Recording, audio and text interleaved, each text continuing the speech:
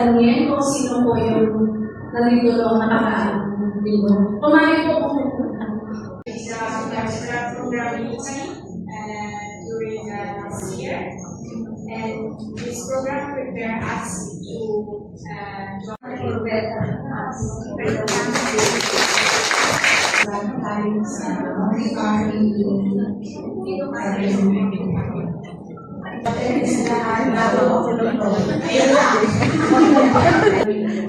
ADA family combo. The one who is beyond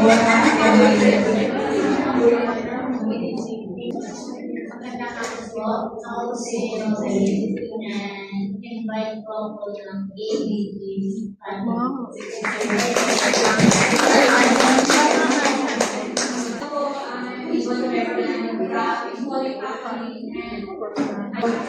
invite ko po sa kasi dun sa sila. Ang gawin ko yung mga sila. Sa bawat Lord, alam namin, tinapag-sipas sa inyong mga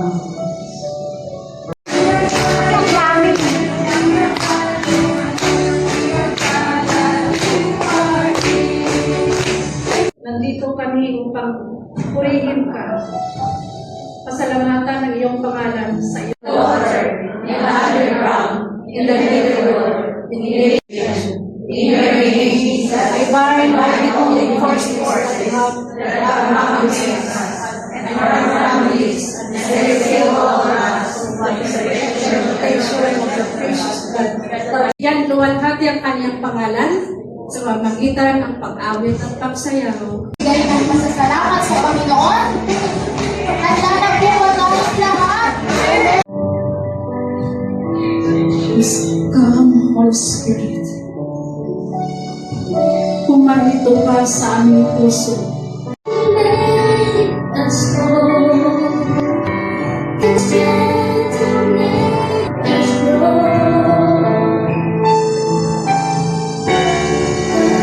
Holy Spirit, Come, Holy Spirit. fall afresh on us. Everything that has breath, praise the Lord. Father God in heaven, we adore you. Thanks in all circumstances.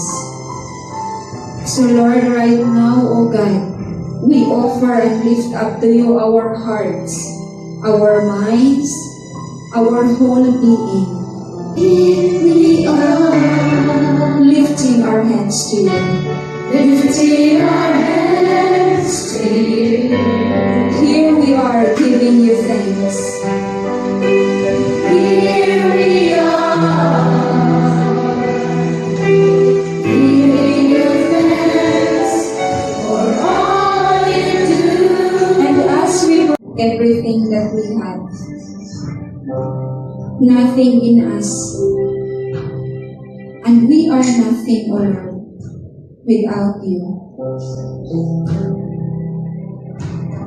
You are so good, O God. You give to each one of us everything that we don't even deserve. Blessed are you, Father in heaven. Accept and receive our love. Father in heaven, how I love you. Lift your name in all the earth. I love to live in all the earth. Forever, forever. Father in heaven, how we love you. In heaven, how I love you. Lift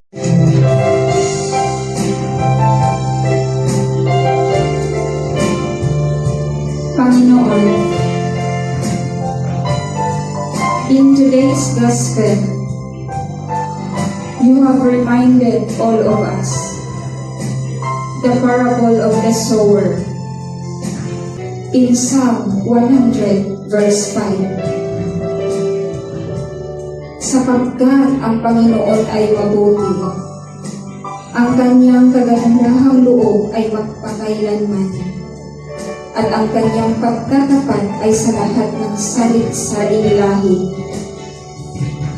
Psalm 119. Kay buti mo, O Panginoon, kay ganda ng iyong loob, sa amin ay ituro mo ang bigay mong utos. Kay Dakilang Diyos at Panginoon,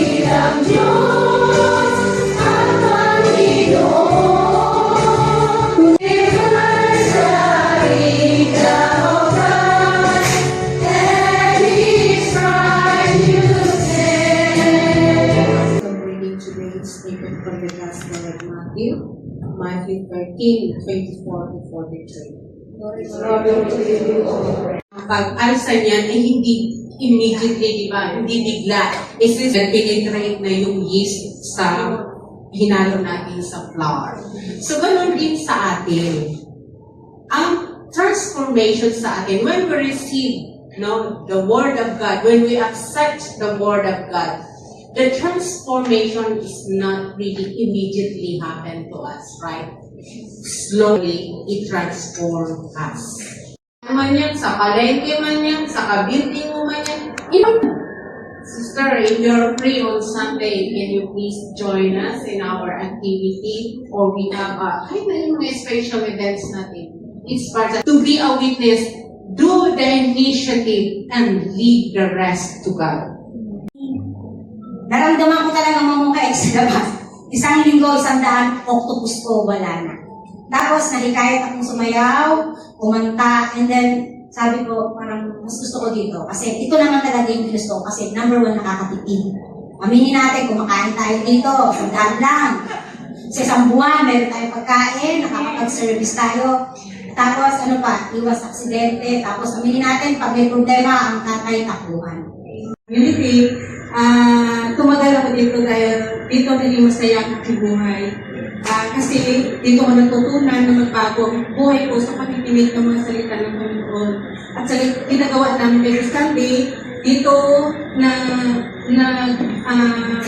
nag-improve yung aking spiritual life. At dito ko natutunan ang mga pagbabago sa aking buhay dahil sa salita ng Panginoon. So through thy Lord, Lordy, she invited me last 4 years ago na magsimba dito. Tapos after that, bisita lang ako. Tapos sabi niya, mag-lead ako sa lead ako sa Divine Mercy ba? This is I devoted sa Divine Mercy. Spiritual, sabi ko dito na ako, Lord, kaya Ako lang sa Mariners. Tapos, napunta po ako dito dahil sa mga kapatid ko. Dati po sa Philippines, nag-serve ko ako sa Grada Corazon de Jesus Carista. So, yun ang I'm always attending like these activities. Gusto ko lang ito sa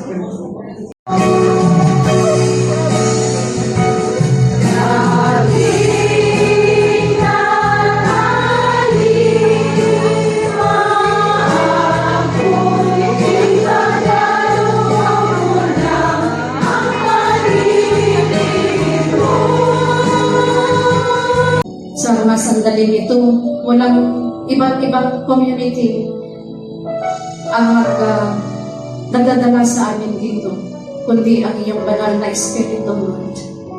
Yes, Lord, patuloy mo po kami pagpapalayan, bigyan ng wisdom, knowledge, and understanding, Lord. Ang iyong glory be to the Father, to the Son, and to the Holy Spirit.